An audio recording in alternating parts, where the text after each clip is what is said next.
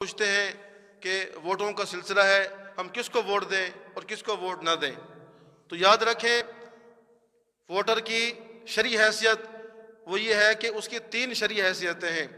Vote دینے والے کی شرعی حیثیت 3 اس کی حیثیتیں ہیں۔ ایک حیثیت یہ ہے کہ وہ گواہی دے رہا ہے، جس کے حق میں گواہی دے رہا ہے، جس کو ووٹ دے گا اس کے حق میں گواہی دے رہا ہے، اور یہ کہہ رہا ہے کہ ہاں اس کو میں اچھا سمجھتا ہوں، تم بھی اس کو ووٹ دو، گواہی دے رہا ہے۔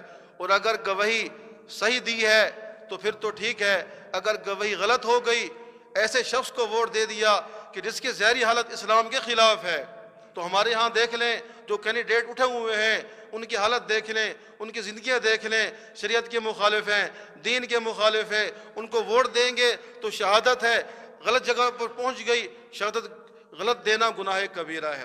تو سوچ سمجھ کر دیں گواہی۔ ایسا آدمی جو واقعتاً مخلص ہو، ایسا آدمی جو قوم ملت کا خادم ہو، ایماندار، اس کو ووٹ دیں۔ اور دوسری حیثیت سفارشی کی ہے، سفارش کر رہے ہیں، اب اس کے بارے میں سوچ سمجھ کر ووٹ دیں۔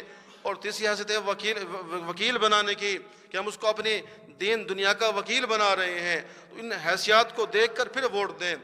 اور اس دور میں جو سب سے بہترین ووٹ کے مستحق ہیں وہ علماء ہیں، تو جہاں جہاں علماء اٹھے ہوئے ہیں آپ ان کا ساتھ دیں، ان کے ساتھ رہیں، اس میں ہماری دنیا کا بھی فائدہ ہے اور آخرت کا بھی فائدہ ہے۔ اللہ جل